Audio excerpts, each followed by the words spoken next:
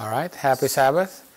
Today is January 6, 2018.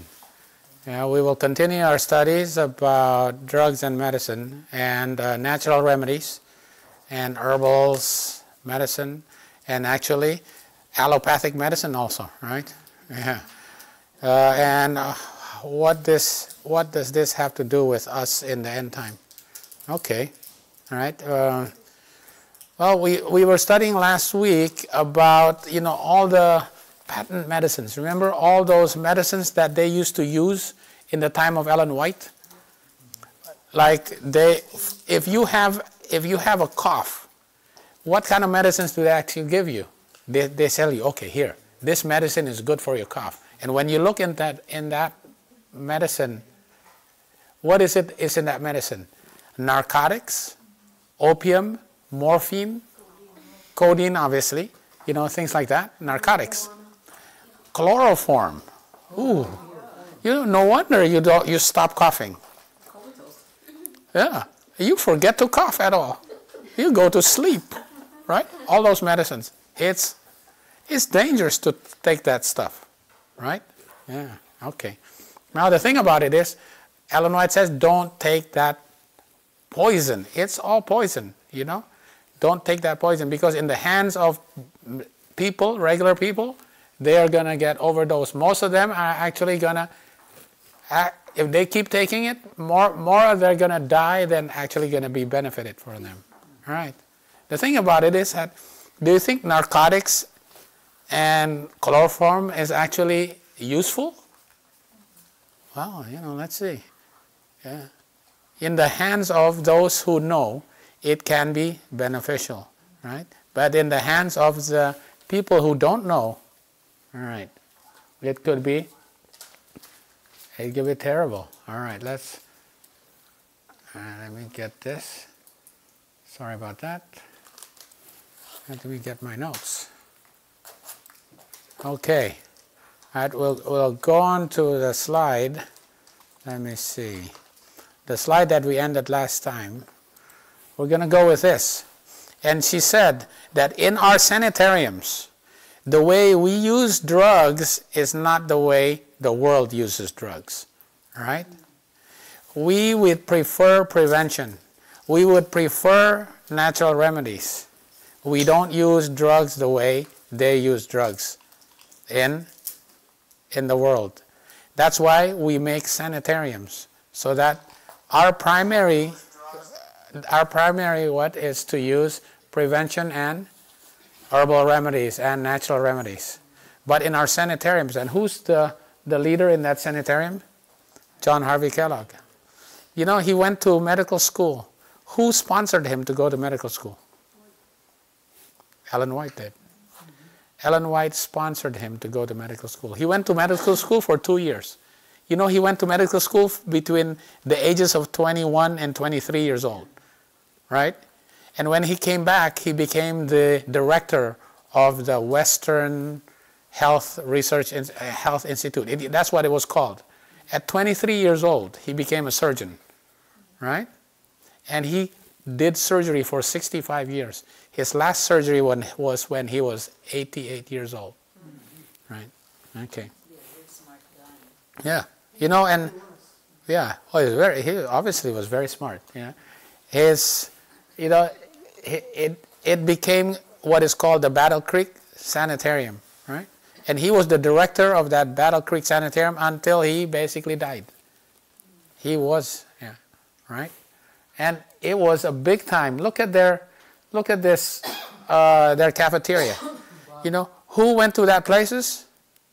Presidents, senators, Hollywood stars, popular celebrities, tycoons, and all kinds of people. The rich people went there because they were successful in their natural remedies, exercise, air, water, fermentation, all these things. All right? But do you think that they were able to use some of the modern medicines that, like anesthesia and narcotics, you know? Because some people will say, you know what, I don't think that John Harvey Kellogg used those things. Well, what you know, let's look at this. Let's look at this quotation. Ellen White said, you know, John Harvey Kellogg, you know, he actually could do operations on as many as 25 patients a day. Wow. Can you imagine? Well, you know, when he was at his most efficient, he could even do 25 surgeries a day. And at one time, he broke the record of abdominal surgeries. 165 abdominal surgeries without one single death. At that time, it was a record, you know. When in those days, without, you know, this was before antibiotics. Can you imagine? Without antibiotics, he was very good. That was before the government. You know, how could he do all this? The Lord Jesus has sent his angel to your side to tell you what to do. A hand had been laid upon your hand. Jesus and not you has guided the movements of your instrument. And this is the reason for the inspiration for this painting by Nathan Green, right? That's probably now at Loma Linda, right? Do you think that he could have done all those surgeries without anesthesia and without ether or morphine? Impossible. Could he have done it with hypnotism? Impossible. Right? Because Ellen White says hypnotism is of the devil. And they already, all his teachers, he went to worldly institutions to study surgery. All his teachers already abandoned hypnotism in 1846, way before he started studying medicine and surgery. Right? Even look at, E.J. Wagner. You remember E.J. Wagner? He's a physician. You know that E.J. Wagner was a physician? He went to Bellevue, just like John Harvey Kellogg. He's a doctor. E.J. Wagner was a doctor, and he practiced at Battle Creek. But then he moved to California, where he became the manager for St. Helena Hospital. Right? But then he stopped. He stopped being a physician. He stopped practicing, and he became the editor of Science of the Times. And he went to England, became the editor for Present Truth, United Kingdom. And he says, remember in the old days, our operating rooms in these days, I'm not going to read the whole thing, our ORs in these days are so much better in the old days, ever since the invention of ether and chloroform, right? Basically he's saying in our operating rooms we use chloroform in ether. When Ellen White says, don't take chloroform and narcotics. But obviously in certain situations, if you have to do surgery in the right hands, it can be beneficial. Okay, that's the whole point of this, what I'm trying to show you here. So even though Ellen White says, these nostrums, when you are trying to use these nostrums, morphine and chloroform as cough medicine, you're going to be in trouble. But these nostrums can be useful, right? In like, for example, surgeries. All right?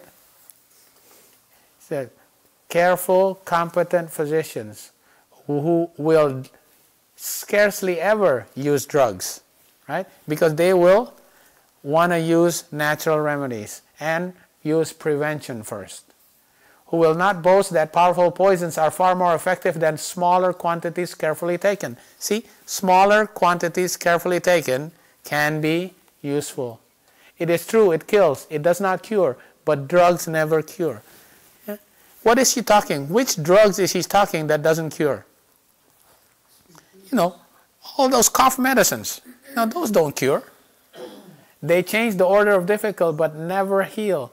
Now, because it what? It never removes the cause. So what is really the cause of diseases? What is really the cause of diseases? Is it sin? What is really the cause of disease? All right, okay.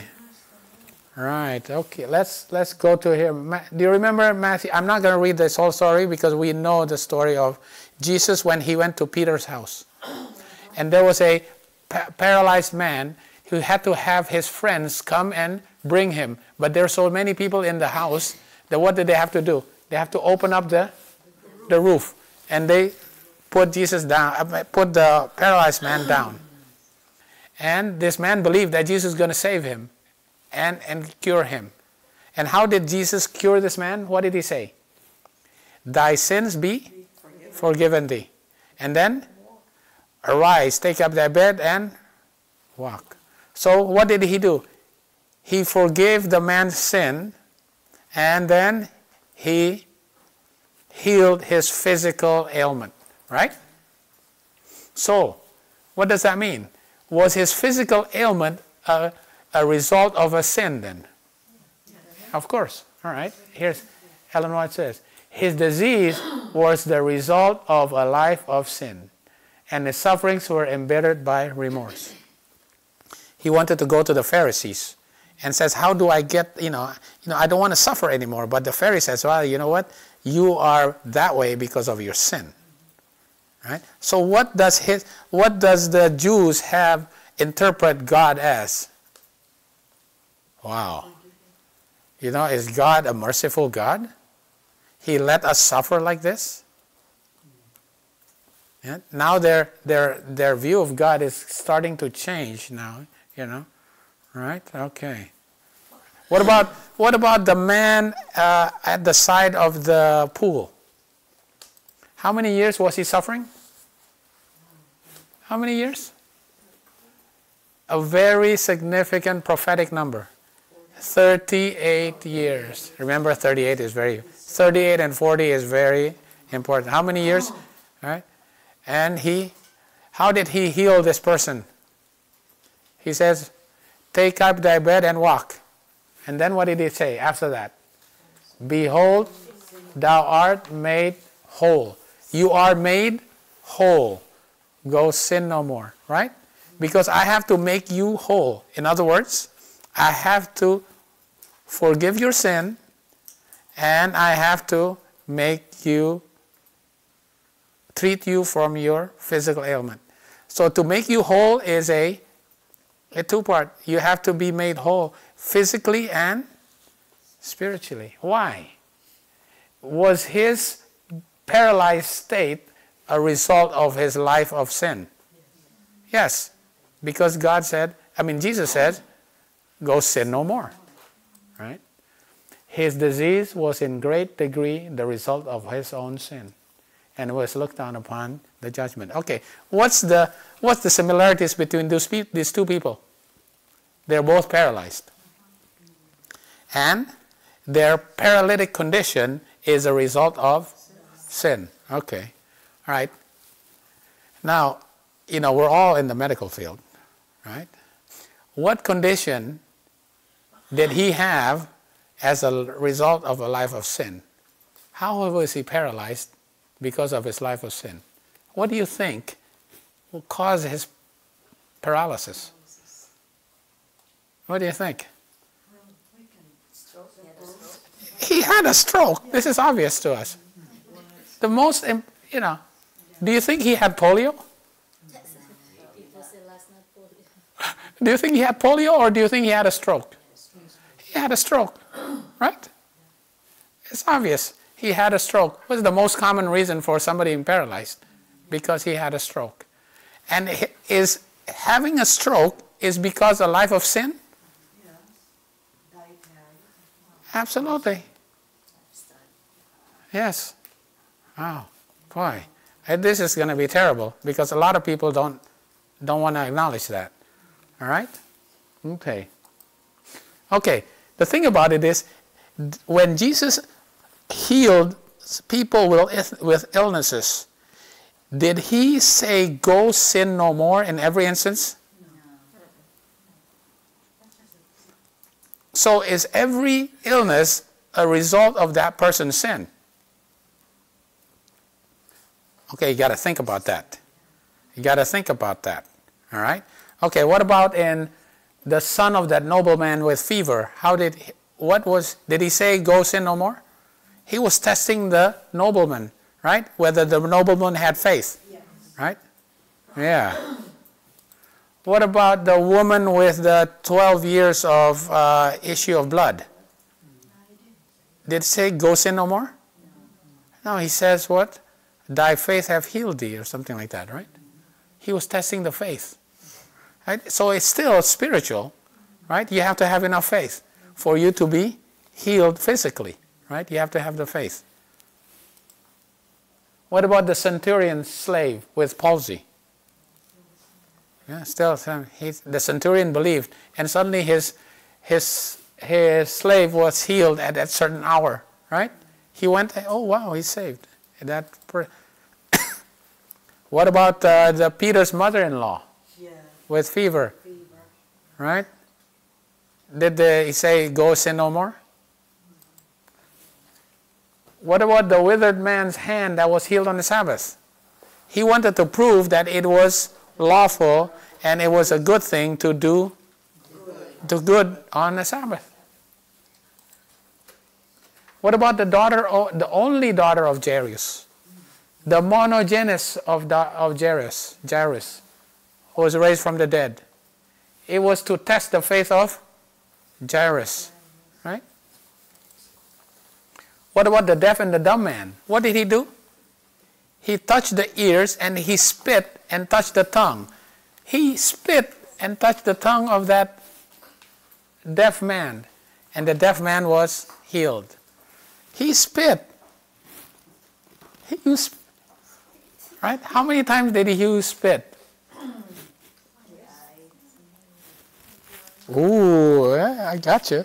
3 times. He used spit 3 times, okay? All right. Yeah, he spit and he touched the tongue of that man, and the man he used spit. Okay, what about the crippled woman for 18 years? He healed on the Sabbath. You know, it goes on and on. This is not all of them. It was only 2 times that he actually said, go sin no more. About all these other times.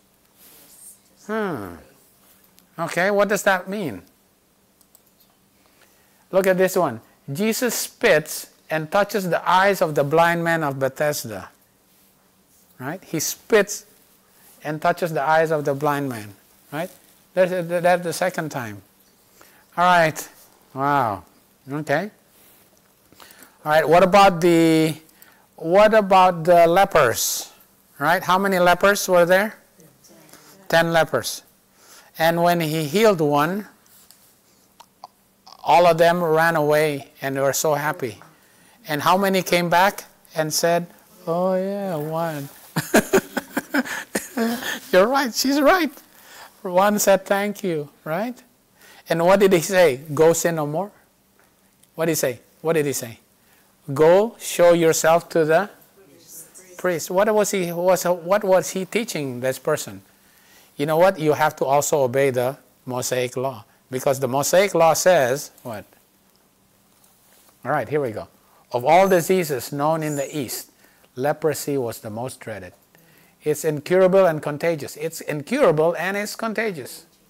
It has horrible effects on the victim.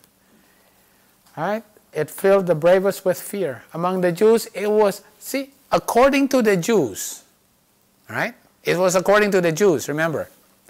It was a judgment on account of sin. And hence it was called the stroke, the finger of God.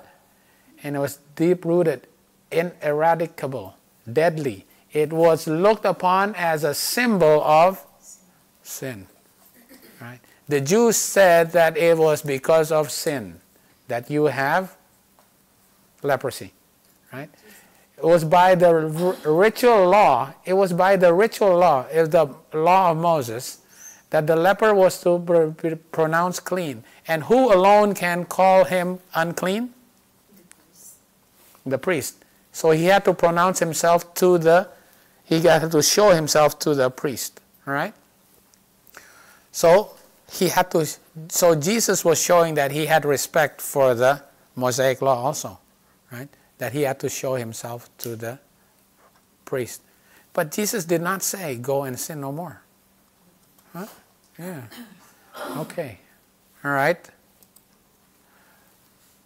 The work of Christ in cleansing the leper from his terrible disease is an illustration of his work in cleansing the soul from sin. So, cleansing leprosy is like cleansing sin. Because if you have sin, it affects your whole body and soul. Right? What does leprosy do to your face and do to your hands and fingers? Has anybody seen leprosy? Have you actually seen leprosy?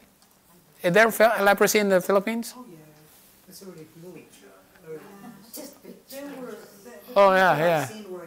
Yeah, I've seen leprosy. Back when I was young, we seen leprosy. The fingers and the ears and the nose is eaten away by leprosy. Sometimes they actually walk around without their cartilages because the cartilage is cooler. The Mycobacterium leprae lives in cooler parts of the body. So it affects the nose, the ears, and the fingers. Look at the fingers. It becomes deformed. Sin deforms your whole body. It is a symbol of sin. Is it sin? It's a symbol of sin. That's why Jesus didn't say, go sin no more. It's a symbol of sin. Him curing leprosy is the symbol of him curing sin from you. It's an illustration of his work in curing you from sin. Okay? All right. What about this man? Okay, John 9, verse 1 to 3. We got to read this a little bit. And as Jesus passed by, he saw a man which was blind from birth. And his disciples asked him, saying, Master, who did sin, this man or his parents, that he was born blind? Jesus answered, neither has this man sinned nor his parents. Right? So, was his illness a result of his sin or his parents' sin? No. But that the works of God should be made manifest in him, so that God can be glorified. Oh, wow. How is God glorified through this man? Because Jesus will cure him. And that's how God was glorified to this man. Okay, so is all illnesses a result of a person's sin? No. No, just from the Bible we can see. Right? So how did Jesus heal this man who was blind from birth? He spit. What did he do? He spit on where? On the earth.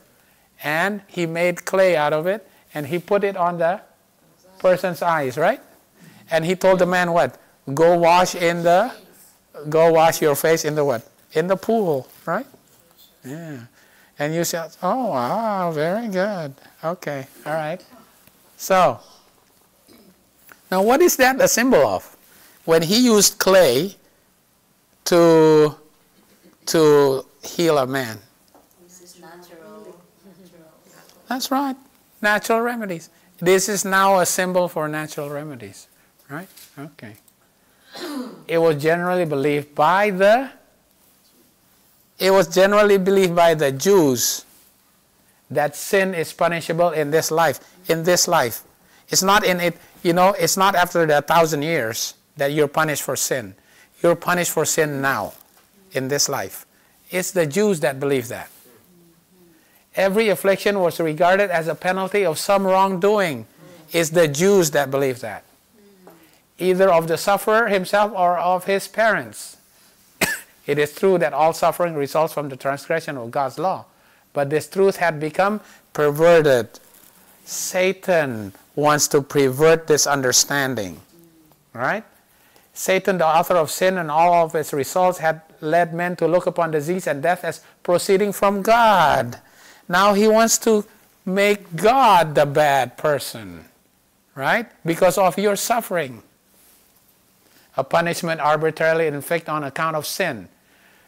This man was born, he was born like that.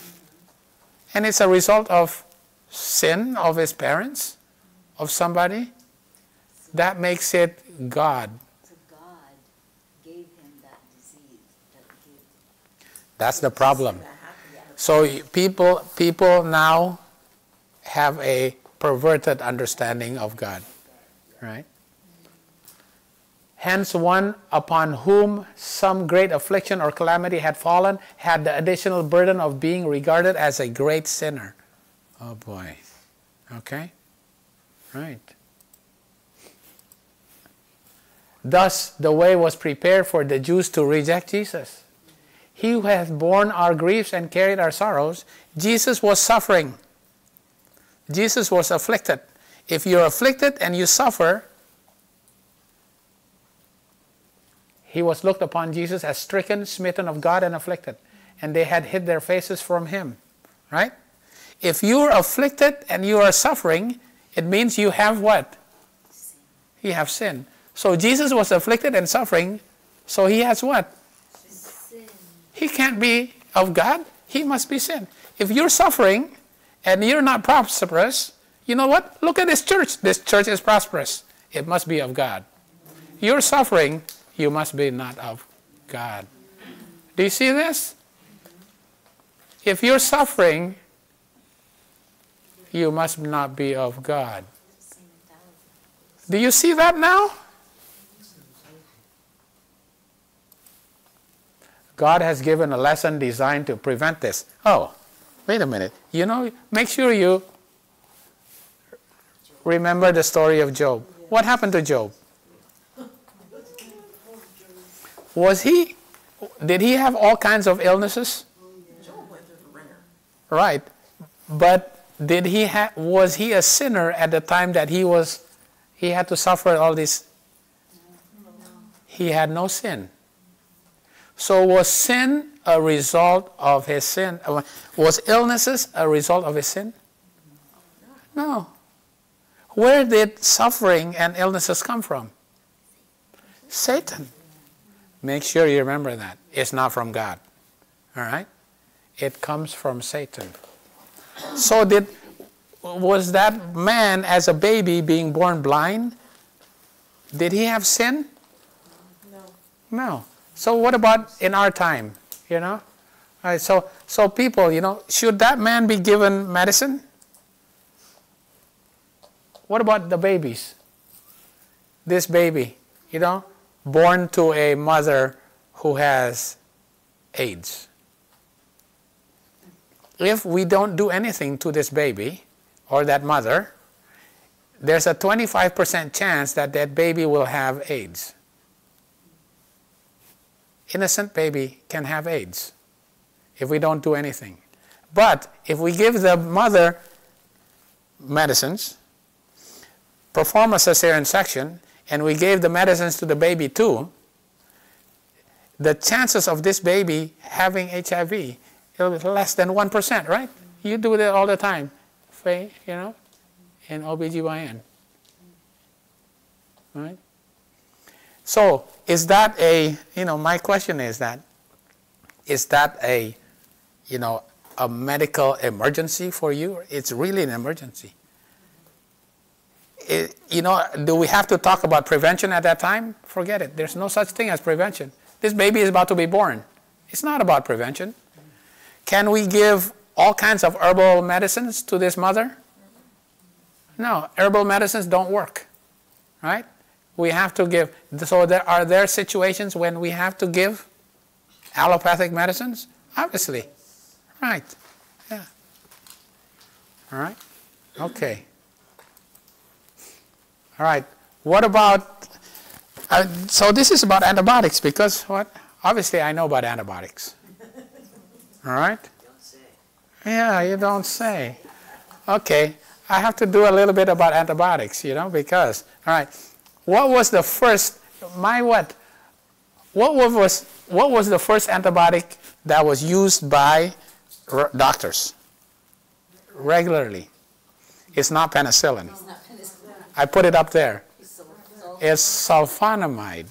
It's sulfonamide. We all know about sulfonamide. It's the first antibiotic that was used. It was not penicillin. All right? Okay. And where is sulfonamide made of? It's from earth. Did Jesus use earth? It's from coal tar. Yeah, it's called from. I don't know whether it's actually from sulfur, but it's from coal tar. From, yeah. And what do they make from sulfonamide? What do they make? Antibiotics, right? Right, antibiotics. Sulfur antibiotics. What else do they make? Diabetic medications. Remember, this is from earth. It's from coal tar. What else do they make? Diuretics. Lasix. Right? What else do they make? Remember, this is from coal tar. Okay? Medications to treat leprosy. All right? Okay. What else do they make? Medications to control HIV. Remember, we can't cure HIV, but we can control HIV. So we can find this in coal tar. If we, wow, someday we will be able to use coal tar, right? Okay. What about penicillin then? Where do we actually get penicillin from? Yeah, mold. Right, that's from coal tar, okay? What is penicillin? Now, penicillin was eventually widely used, although it was discovered in 28, but it was then widely used in 1942. It is found from mold, and mold is from the earth, right? It grows on the earth, and it grows on, the dead, rotten food, right? It's from the earth. So it's from the earth and mold. Okay, penicillin. Okay. What else? I specifically chose this, streptomycin. Streptomycin was invented in 1943. It's from Actinomyces with a soil germ. It's from the earth. So if you get earth, you're going to find some mold there, and you're going to find Actinomyces there. And it actually is used to make streptomycin. What is streptomycin? It's the first drug that cures tuberculosis, right? But it has too many side effects. They had to invent another drug. It's called isoniazid. Isoniazid. Okay, this is the Actinomyces soil germ. That's what it looks like, right? They actually had to invent isoniazid, which is INH, in 1952. And isoniazid comes from what? Nicotinamide. And where do you get nicotinamide? From mushrooms and green leaves. So you get all this from earth and green leaves. You can get all these medications from earth and green leaves. So can we actually, if we have the knowledge, we have to be able to use earth and green leaves, natural remedies. You can do a lot of things. It's that our knowledge is not, we have to have an increase of knowledge to be able to use these things, because the pharmaceuticals get all these medications from earth and leaves. All right. Okay. Right, so I just put a picture of mushroom, right? Okay. What about digoxin? Oh, this is old. 1785 from foxglove, right? You get digoxin. All right. What's the next one? Oh, okay, here you go. This is, what's the most common? High blood pressure, right? Oh, everybody has high blood pressure, right?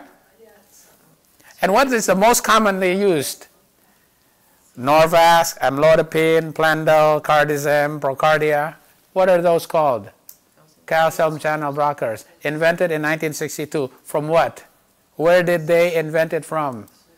Taxus baccata, a plant. It's the active ingredient in Taxus baccata. Right, it blocks calcium channels, right? And it's come from this. If we only can use this, maybe we, let's figure this out. Maybe we Yeah, absolutely. Oh, absolutely. You know what? If we can, if we have an increase of knowledge, you know what? We need to figure this out, Doreen, Let's go and figure this out. Right? They actually make all these calcium channel blockers and they become rich. These companies become rich from this, from this. Right? But you know what? What can we use? Hawthorn, celery seed, cardamom, dandelion. What? All these things have antihypertensive activity, Right.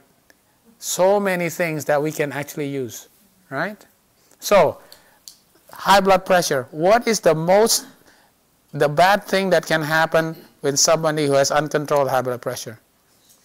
What's the most common thing? The high blood pressure. Blood pressure goes, woof, oh boy, goes up. 220 over 110.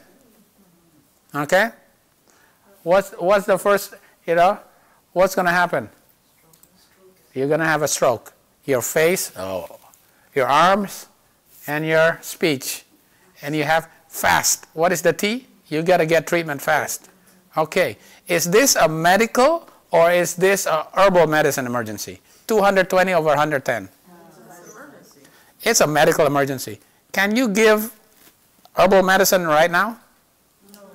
No, you can't. Not right now. We don't have the knowledge yet. No, you got to go to the hospital, get some real medicine. I mean, some allopathic medicine, okay? Right? They can give you TPA. You have a blockage. As long as it's below how many? Below an hour? Below 45 minutes? 2 hours. Below 2 hours. Below 2 hours. Get a stroke, they give you medicine, they open it up. You can get back to normal. Right? With allopathic medicine now. 3 more letters to that. It's not fast only. It's B fast. B-E-E.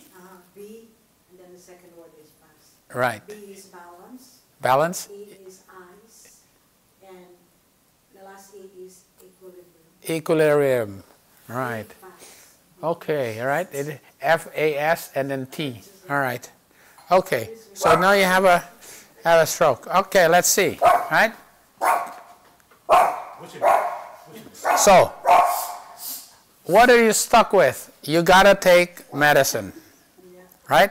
To control this. So you're stuck. Now you're paralyzed. Or you're right? Okay.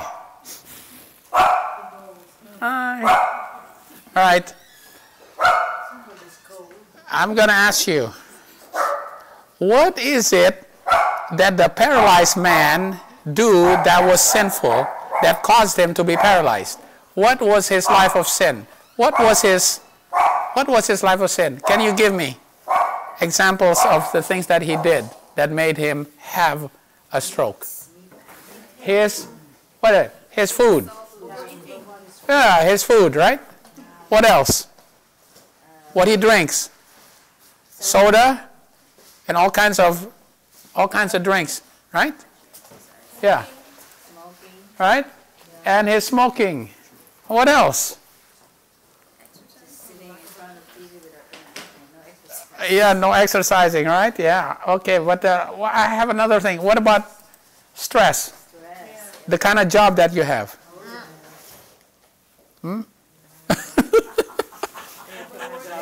Yeah, big time, right? So your food, your drink, your vices, what else? Your stress, and your, all you want to do is sleep. Just all you want to do is sleep. And not only that, what? You don't want to exercise, and you don't want to learn. This is your complacency. I would put complacency here. You don't want to learn what it takes to live a healthful life. All right? All these things causes you to have high blood pressure. All right? And then you eventually get a stroke. And when your blood pressure is so high that you have to go to the hospital, get TPA, get treated, you're stuck with what? What do they give you? Oh, they give you, right, they have to give you poison. But what else is it? People say, you know what, I can't control my parents. Is it genetic too? Is your high blood pressure related to your genetics? Absolutely. It's related to your genetics. Okay? So your genetics, all these things will cause you to have high blood pressure. All right. My question is, are all these things you do, you know, all these bad habits, is it to some degree related with your inherited tendencies? It is, to some degree, right? Yeah. You learn it from your parents also. Do you learn how to eat from your parents? Yeah. All right. But then you're stuck with taking the poison of the pharmaceuticals, right? So I have to take the medicines. So he said, oh boy, I have to take medicines. But wait a minute, you know what? I want to change, right? How do you change? So when you take these medicines, your blood pressure will go down, right? Okay, now, so we eliminate your blood pressure, okay? Your blood pressure goes down, all right? But what is the problem here? Where is the root cause of the problems? What is the sin here? Okay, look at this picture. Where is the sin? All on the right side. Where is the sin? Here's the sin. That paralyzed man had to be cured, and he says, go sin no more, is that you got to stop all this stuff here. All right? Is the sin the taking of this medicine? Here's the sin. This is the sin, right? Because all those calcium channel blockers, where did they make it from? It's actually from a plant. They actually made all those calcium channel blockers, right? Yeah. But they had to concentrate it and put it into a pill. But the sin, so let's say, okay, I want to get rid of this, right? But the underlying problem is what? Your genetic problem also. You have an inherited tendency to want to do these things. What is this called? Your carnal flesh. This is your carnal flesh, right? Does drugs eliminate these tendencies to want to do these things? No. Does drugs cure your genetic carnal flesh? No. So if you take medications, what is your problem? You are giving an excuse to continue this, right? That's your problem. That's the sin. The sin. It's not the taking of medications that's the sin. The sin is that you use medications as an excuse to continue to live in this lifestyle. Right? Okay, so what do? You got to overcome flesh. Right? How do you overcome flesh? Righteousness by faith. What? You have the faith to grab onto the grace to obey God's law so that Jesus can live in your heart and give you a new heart of flesh, not a heart of stone. You will have a new character. You now can overcome flesh. And when you die to self, what happens? This is gone. You don't want to do any of that anymore. Right? Right. So when this is gone, what happens to your need for blood pressure medications? You don't have to take pharmaceuticals anymore. But you still have to suffer some. You know? You still have to suffer some. Sometimes your blood pressure is not completely controlled yet, even though you've gotten rid of all of this, you've overcome flesh, your blood pressure can be controlled, but you still have to suffer some. And for that, what do you take? Natural remedies. Right? So where was the underlying root of the problem? Right there. It's your carnal nature. You have to die to self. Right? Unless you die to self, there's no way that those medicines will work. And as a matter of fact, you can't get rid of those medicines because you can't die to self. Right? You have to depend on pharmaceuticals. Right? Yeah. But if you die to self, all those vices, all those what will be gone.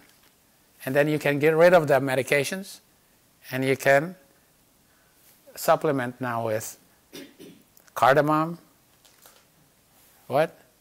Celery seed, cat's claw, hawthorn, right? Yeah. And you don't have to take the pharmaceuticals. All right, okay. All right.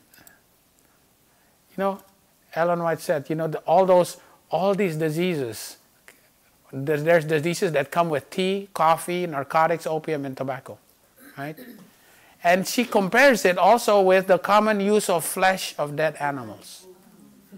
Tea, coffee, narcotics, opium, and tobacco causes diseases. And she says the common use of flesh of dead animals, it also deteriorates the morals and the physical constitution. Right? Because of using tea, coffee, narcotics, opium, tobacco, and dead animals, you will become sick. And because of that, you will have to use drugs. That is, purveyed to you by the pharmaceutical companies. You're making pharmaceutical companies rich. All right? She uses tea, coffee, narcotics, opium, tobacco with flesh animals. And will make you have to use drugs. All right? You can read the whole thing. I'm not going to read the whole thing. Right? It's right here, manuscripts 22, 1887. Right? She equates meat eating with tea, coffee, narcotics, opium, and tobacco. All right? And then she says, tea and coffee drinking is a sin. All right? Tea and coffee drinking is a sin. Oh boy. Big problem. Is this a popular culture? Yes. Wow. Tea and coffee drinking is a sin. All right? That's the very first thing you see. Tea, coffee, tobacco, or liquor is intemperance. Natalia, I have a question. Yes. She said, seriously, tea? You explain to her which tea? Oh, okay. Tea that has caffeine in it. Because tea, there are certain teas that have caffeine in it. All right? Now, there's our herbal teas, which is like fruit leaves and leaves from plants that don't have caffeine, and you can make a tea out of that, and it's called herbal tea, right? And herbal tea does not have caffeine in it, because when you drink caffeine, you will become what? You become not sick. You become dependent on it, and when you become dependent on tea, what happens? Your mind cannot comprehend. Your mind becomes cloudy, right? Yeah. You're cloudy, and you can't understand God's word, right? All right. So tea, coffee, tobacco, liquor is intemperance. The indulgences of any of the members of the human family is sin. If you indulge in these things, it is sin, right? You keep reading this letter. The eating of food that does not make good blood is working against the laws of physical organism, and a violation is the law of God. So eating of food that does not make good blood is sin. And she equates tea, coffee with the eating of flesh meats. So is she saying that eating of flesh meat is sin? Indirectly in this quotation, she says so. All right? Suffering, disease, and death are the penalty of indulgence. All right? All right. Because some people cannot accept, they say, Ellen White never says that eating flesh meat is sin. Right? You can read it the way you want to, but I read it that tea, coffee, tobacco, and liquor, and food that makes bad blood, and it's the same thing. She says tea and coffee is sin. Right? You can read it the way you want to, but this was only discovered, right? This letter was only discovered 2 years ago in 2015. Well, actually, no, 3 years ago. Right? She was writing a letter to her daughter Emma, and her daughter-in-law Emma. And Emma and husband Edson were getting sick. And she says, yeah, the sin of indulgence of appetite is greater in your case than with many because you have great light. You may both venture to indulge your taste and enjoy your butter and flesh meats. But remember, you are sinning against God. Terrible. All right? Terrible. She directly says that eating flesh meat is what?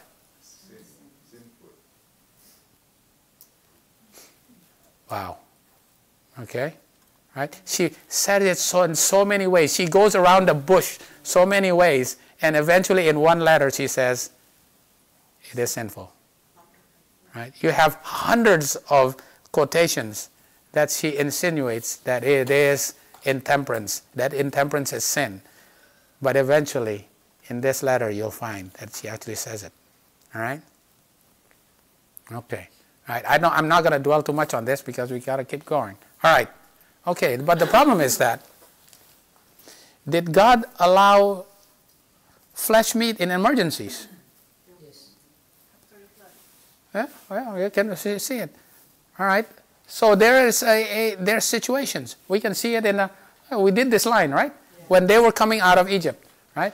They came to Sukkoth first, and then they went to the Red Sea, and they were all baptized in the Red Sea. They went to Elim. What happened at Elim? God said through Moses, if you eat the flesh pots of Egypt, what's going to happen to you? You're going to suffer the diseases of Egypt, right? You want to, if you eat the flesh pots of Egypt, you're going to have to suffer the diseases of Egypt. And then they went to Marah. And what happened at the wilderness of sin? What did they run out of? They ran out of food. Right? They ran out of water at Marah. Right? They ran out of water at Marah and then ran out of food in wilderness of sin. And when they run out of food, what did God give them? Quail. God gave them quail at even. Right? The first thing that he gave was quail. Right? Why? My question is why? It's an emergency. They ran out of food. I thought the only thing God gave them manna that they got tired of and they asked for This is it. Remember? We gotta get Auntie Doreen caught up. Okay. The first thing that he gave was quail at even. The next day, then he gave them manna at the wilderness of sin. And right? So he was teaching them, you know what? This is an emergency. You have no food, and your stomachs are not used to healthy food. You have been slaves. You've been eating this kind of food. I'm going to have you slowly teach you how to, right? So health reform is a progression, right? You may actually have quail because it's an emergency. You have no food. So there are instances of emergency situations that you can actually, God says it's okay, you can eat quail, right? Okay, so they have a reformation of the health. Right, so that's over here. All right, that's over here, all right? So they ate quail, but then the next day they got manna, right? Then they start eating manna. Did God still give them quail when they had manna? No more quail, all right? You got angel food now. It's really good. Angel food is really good. It's sweet, right? It drops right from heaven. All you got to do is pick it up. And you got to pick it up how many days? 6 days. Only 6 days, right? You got to double up on the Friday. because you got to rest on the seventh day. So there's a Sabbath reformation. There's health reformation here, and there's a Sabbath reformation here. Okay? And then they went on to Rephidim. They were tested in Rephidim. And then they had given the 10 Commandments here. Right? All the laws were given. The laws of Moses was given also here. But then they went to Paran. They rebelled against the authority of God, Jesus as their leader. And then they came to Kabroth Hatava. What happened there? They started getting tired of manna. Oh, no, not manna again. Manna. Tired of that manna. We want what? We want the fish and the leeks and the cucumbers and the melons of Egypt. So God said, you want fish? You want meat? I'll give you meat. What did he give you? What did he give them? Quail. How much quail did he give them? Up to their thighs with quail. And what did they do? They eat it. And before it passed their teeth, what happened to them? They died. Why was it that they die here and they don't die here? It was an emergency here, right? And they were in the process of health reformation. But once they're done with the health reformation, is eating flesh meat a sin? It's a sin. Once you're done with the reformation, it's a sin in this part. If it's not an emergency, you have a lot of manna, eating flesh meat is a sin, right? Here is an emergency. Okay, where do you see this also? You do line upon line. Where else do you see that it's an emergency? God gave his people flesh to eat. Obviously, Auntie Doreen already said it. After the flood. So you gotta put Noah's line over the children of Israel because it fits, right? Yeah. So was the children of Israel baptized in the Red Sea? Mm-hmm. Right? Was Noah baptized? Yes, he was baptized. They were baptized during the flood, right? Spiritually they were baptized. This is spiritual baptism right here. Okay? But then they were tested because after they came out of the ark, was there any green leaves to eat? Was there any fruit to eat? It was all mud, right? It's all mud. So what were they able to eat? The clean animals that God gave them 7 each, right? 7 pairs. 7 pairs. That's why he gave them 7 pairs. Because if there's only 1 pair, what happens? And they ate them. They'll be extinct. That's why the clean animals, he gave them 7 pairs. Because they can eat it. Why? Why can they eat meat? Because it's an emergency. It's an emergency. There's no green plants or no fruits to eat. It's an emergency. All right? Okay. All right. So this line, the line of Noah and the line of the Israelites. Okay? There's an emergency here. There's an emergency here. So we go, okay, let's look at our line. All right. Where are we living now? Let's see. If this is baptism, what does this line up with? Okay, well, there's I'm sorry. I have to go through. I should have done this differently, right? This is the time of Reformation, okay? And we know that this is 9/11, right? We've been studying. This is the baptism. This is 9/11, right? What is Rephidim then? The Rephidim is darkness, right? You're being tested. You're in your darkness. So what is that? That's midnight, right? Rephidim is midnight. So where are we living? We were living before midnight. So are we living in the Reformation time? Well, so is that an excuse? Whether we're still in Reformation, we can still eat. Can we still eat meat? Wait a minute. When was our Reformation then? It happened way back in 1863, right? What did Ellen White have? What vision did she have in June 6, 1863? The Health Reformation. She received in Oswego. She received the Health Reformation vision, right?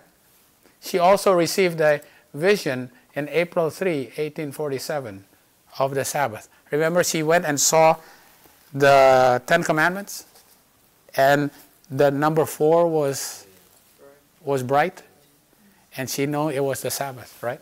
So the Sabbath Reformation and Health Reformation was at the time of Ellen White. So if you're saying that we are still living in the Reformation area, sorry, that was a long time ago, right? We are way past that. So if we are way past the Reformation, what's going to happen to us? We're going to have to suffer the effects of eating meat, and it's death. It's sinning. Okay? All right. So we put like, so if there's an emergency during the time of Noah, and there's an emergency at the time of what? There's going to be times of emergency, right? Right. There are situations, there are emergencies, right? And this is, my point is that there are emergencies. Right? And, you know, when a baby is about to be born, that's an emergency, you know, right? Okay. All right. When you have had a stroke and your blood pressure is 220 over 110, you got to have a chance to eventually change your lifestyle. You will have no chance of changing your lifestyle if you don't go through that, right? Okay. All right. Okay, we're gonna go right next. Now, was there an emergency in the time of Ellen White then? If there was an emergency during the time of Noah, and there's emergency during the time of the Israelites, was there an emergency in the time of Ellen White? That she actually had to use substances that would be considered sin.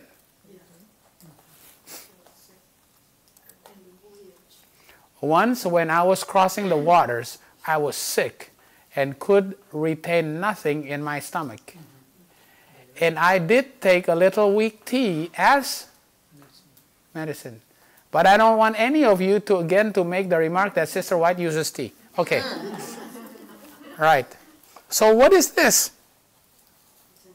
It's an emergency. She was in the middle of the ocean there. Not an excuse.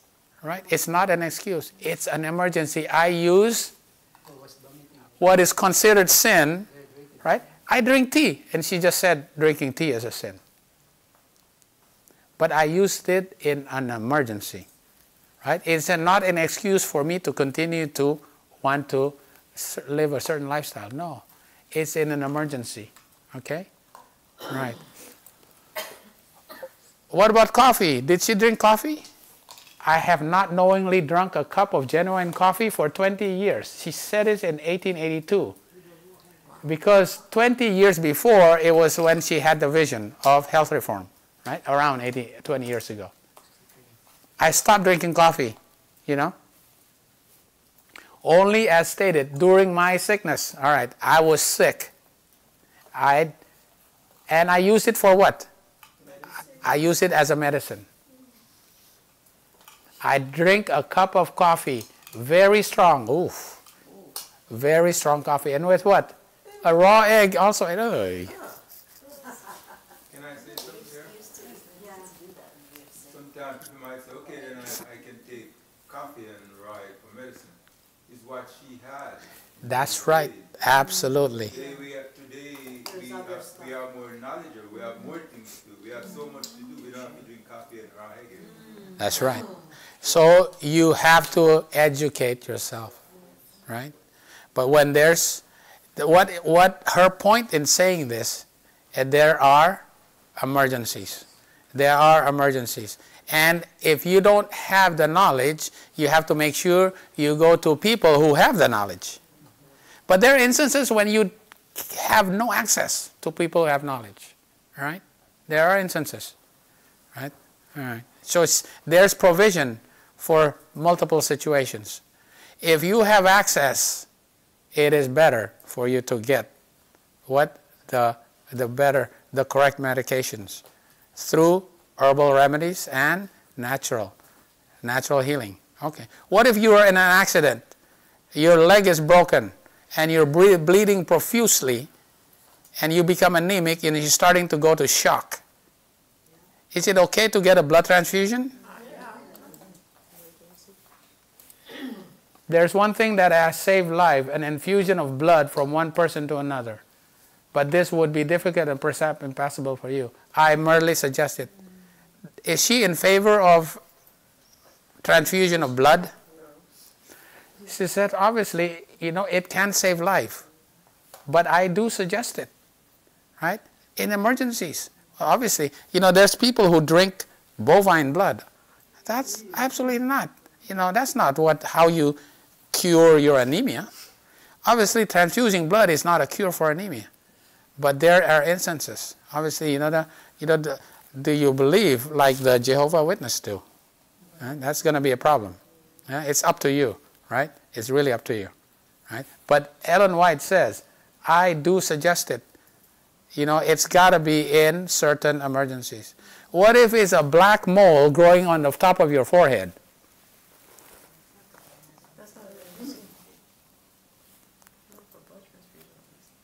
Now what about a black mole growing on the top of your head?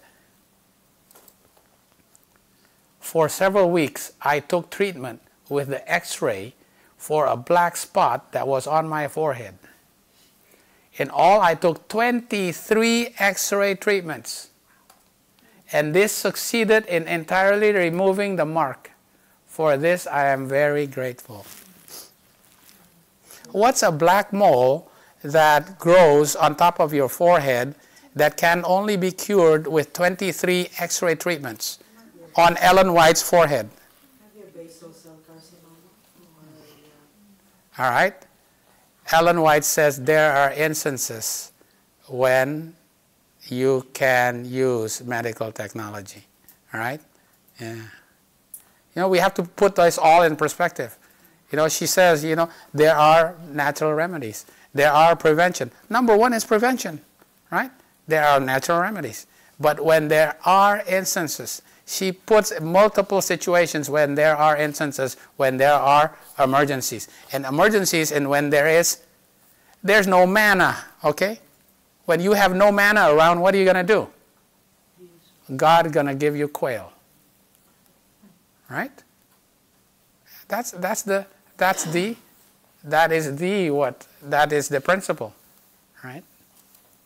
Okay, right. Poisonous drugs. In her days, those poisonous drugs, they are called remedies. These are, remember, I'm just reminding you, what nostrums and patent medicines. Those are like the cough medicines. All these anti-rheumatism medicines, all these are poisons. They have opium, they have marijuana, they have chloroform, they have arsenic, they have mercury, and these are given as remedies in her days. It's incredible. The only hope of better things is in the education of people. And she says, some people say you don't even need to go to doctors. So wait a minute. She says, let physicians teach the people. She's saying, what is she saying? Yeah, even the physicians have to be educated. You have to go to people who are more educated than you, right? It doesn't mean that you have to always go to modern doctors, right?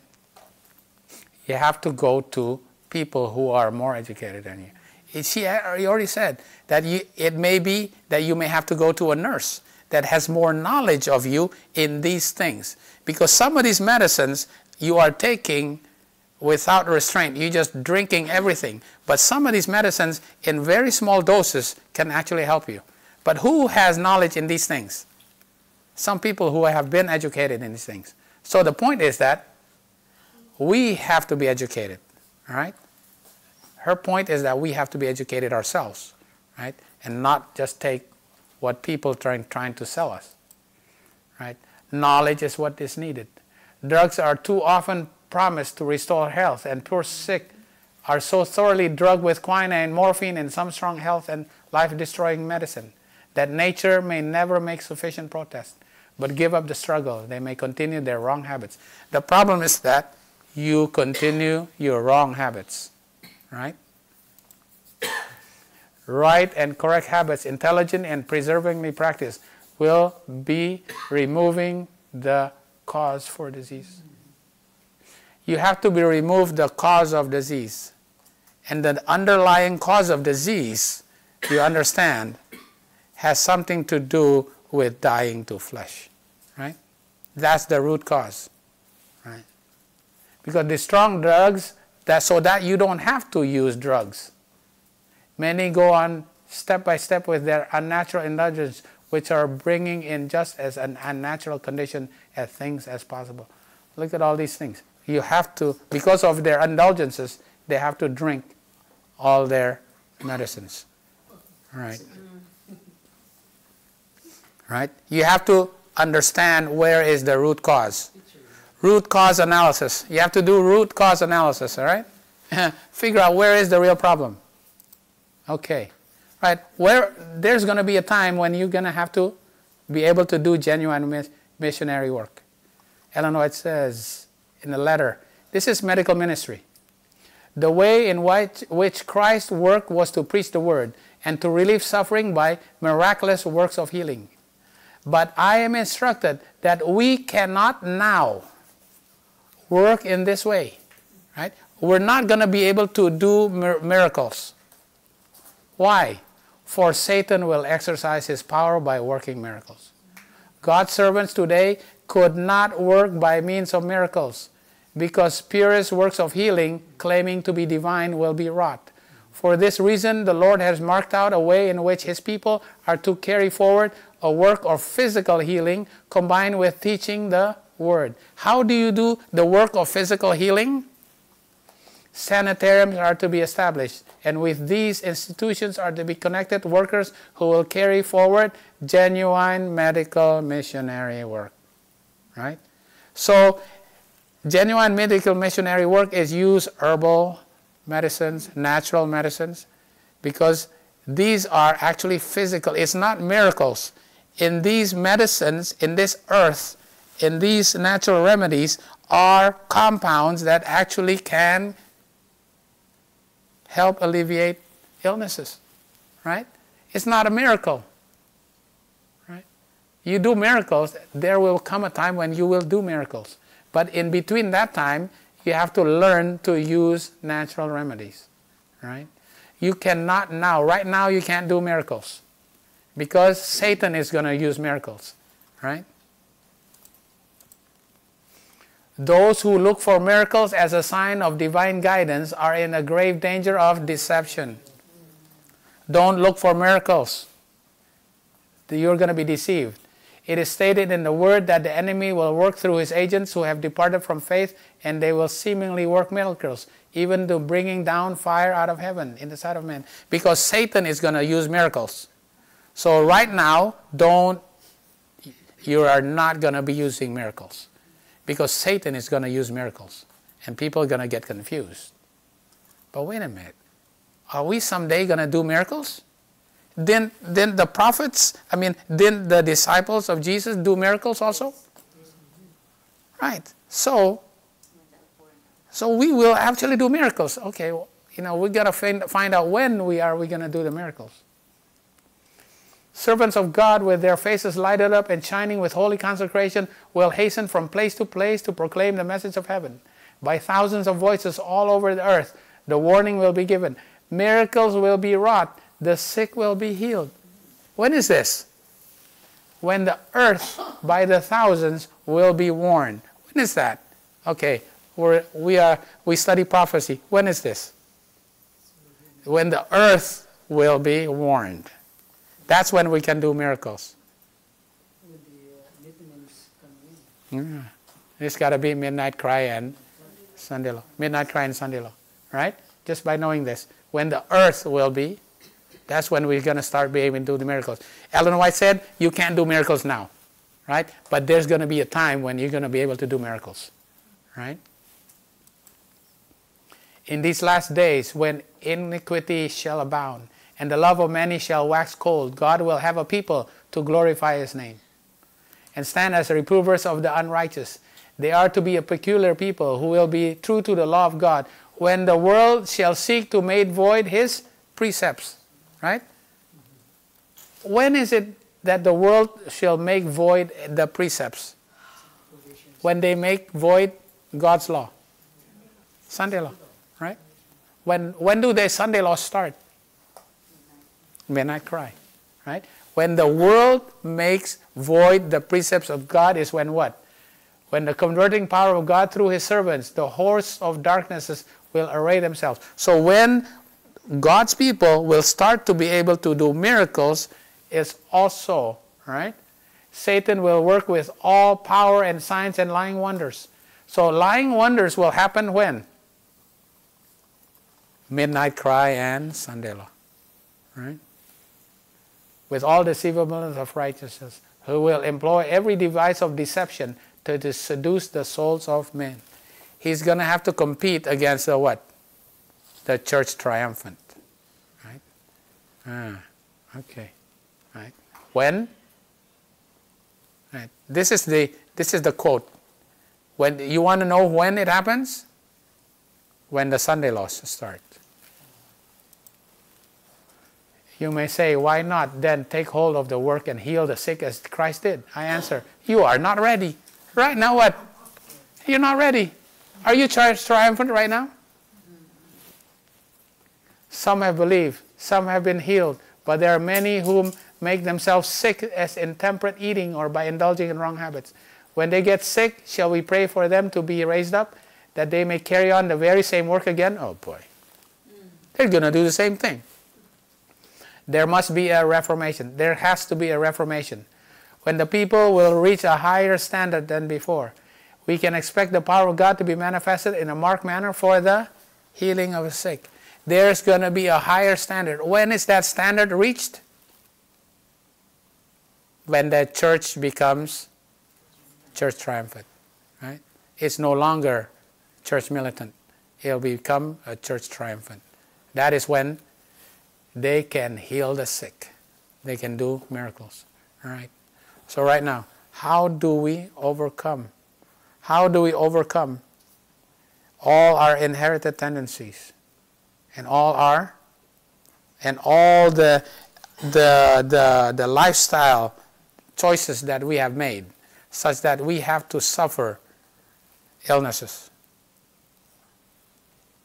What is the root cause? Your flesh, right? Your carnal flesh. You have to die to self. Because how is it that the tree can bear fruit? Verily, verily, I say unto you, except a corn of wheat fall into the ground and die. Flesh has to die. It abideth alone, but if it die, it will bring forth much fruit. He that loveth his life shall lose it, and he that hateth his life in this world shall keep it unto life eternal. Right? So the root cause is that you have to overcome flesh. Right? So that when you overcome flesh, all your natural tendencies, all your inherited propensities to live a lifestyle that will cause you to have the illnesses, will cause you to have the illnesses of Egypt, will be removed, right? You have to get down to the root cause, right? Yeah. Okay. This is our last. This is our last. Last slide, right? This is when Joshua is about to enter Canaan, right? This is what he told the people. You want to inherit Canaan? See, I have set before thee this day life and good and death and evil. You know what? What is in front of you? You got to choose. Life and good or death and evil. And that I command thee this day to love the Lord thy God, to walk in his ways. You got to walk in his ways. and to keep his commandments and his statutes and his judgments. You got to follow the moral law and the law of nature, right? That's my laws. You got to follow those. You can't be continuing to live in this, disobeying the moral law. I mean the natural law.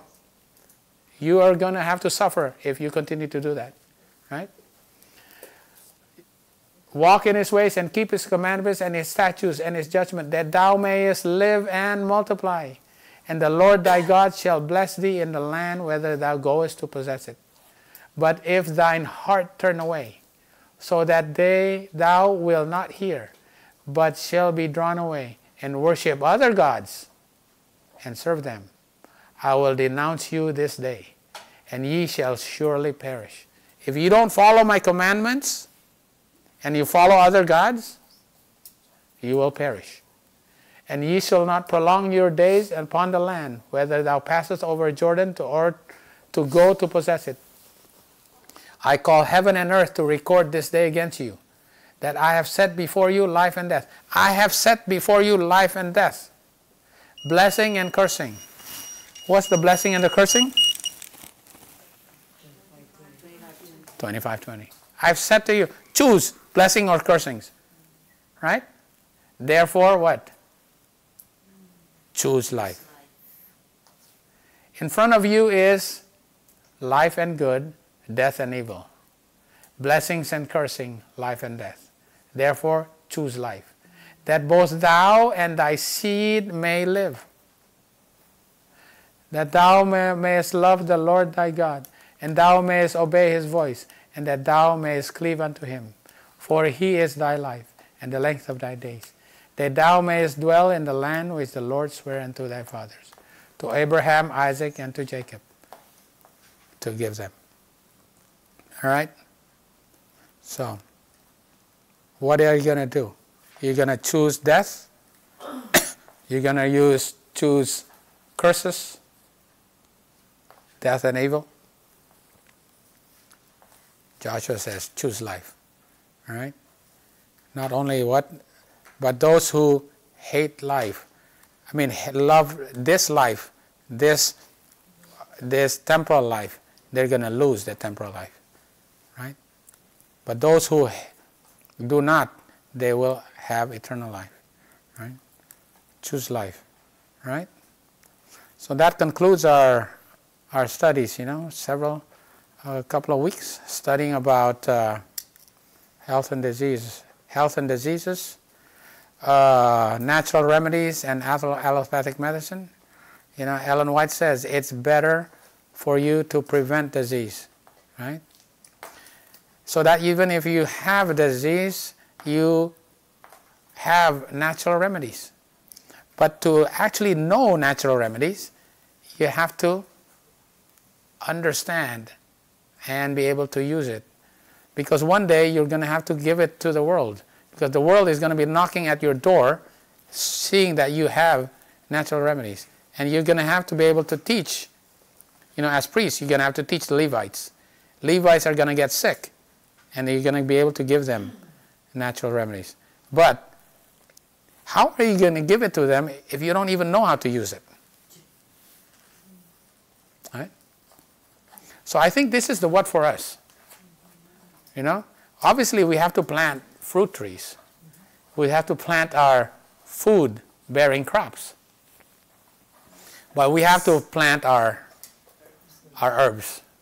We have to plant the medicines, the medications, the medicines that we're going to have to give to the people. Because we have to have an intellectual knowledge of these herbal medicines, right? Ourselves, right? Is it suddenly when midnight cry comes, you're going to be able to use it without you ever knowing how to use it? It's impossible. You're going to have to are you going to be able to go to the drugstore? Hey, you know what? I'm going to just order it to Amazon. Here, buy this. Sorry. You're going to have to get it from your backyard, right? To give it to the people. Right? So, first of all, you got to have a backyard first. Right? You can't be buying this from Amazon to give to the people, right? You have to have a backyard so that you can grow it and give it to the people, right? Yeah. Okay, right. So that concludes this study, and we're going to continue on next time with the Millerite history. All right, Millerite history. We go back to Millerite history. This was a break from all the prophecy that we've been studying. All right, okay, but that's still a sure word of prophecy.